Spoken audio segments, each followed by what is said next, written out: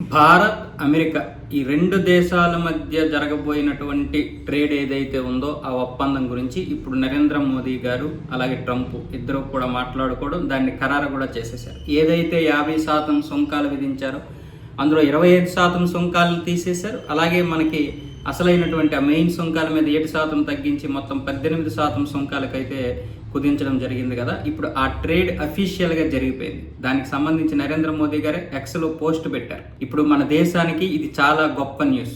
ఇరు దేశాలకి కూడా, మనకి ముఖ్యంగా స్టార్టప్, రైతులు, మత్స్యకారులకి, వ్యాపారవేత్తలకి అందరికీ కూడా చాలా మంచి ఉపయోగం ఉండేటటువంటి న్యూస్ ఇదంటూ నరేంద్ర మోదీ గారు అయితే ఎక్స్లో పోస్ట్ పెట్టారు. అలాగే పీయూష్ గోయల్ గారు కూడా ఈ ఒప్పందం వల్ల $30 ట్రిలియన్ మార్కెట్ తెరుస్తుందని ఆయన చెప్పడం జరిగింది. అలాగే అమెరికా నుంచి కూడా మనకి $500 బిలియన్ విలువైనటువంటి ఉత్పత్తులు దిగుమతి అయ్యే అవకాశాలు ఉన్నాయి. కాబట్టి మనం కూడా వీలైనంత వరకు మన ఉత్పత్తుల్ని అమెరికా పంపించుకోవడానికి వీలుంటది. అలాగే మరికొన్ని రోజులు పోయిన తర్వాత లేదా కొన్ని నెలలు పోయిన తర్వాత ఇవే 18% సుంకాలు ఉంటే గనక అమెరికాకు కూడా మనం మినిమం సుంకాలు అనేది వేయడానికి ఉంటుంది. ప్రస్తుతానికైతే 0 సుంకాలు కాబట్టి ఆ తర్వాత మళ్ళీ సుంకాలు ఏంటి, మినిమం సుంకాలు 6 నుంచి 8% పెరిగే అవకాశాలు కూడా ఉన్నాయి అమెరికా నుంచి దిగుమతి అయ్యేటటువంటి ఉత్పత్తులకి. ఇది మన యొక్క జీడిపిని పెంచడానికి, మన యొక్క పర్ క్యాపిటల్ తలసరి ఆదాయం పెరగడానికి, ఇక్కడ ఉత్పత్తి రంగం కూడా పెరగడానికి చాలా బాగా ఉపయోగపడుతుంది ఇది.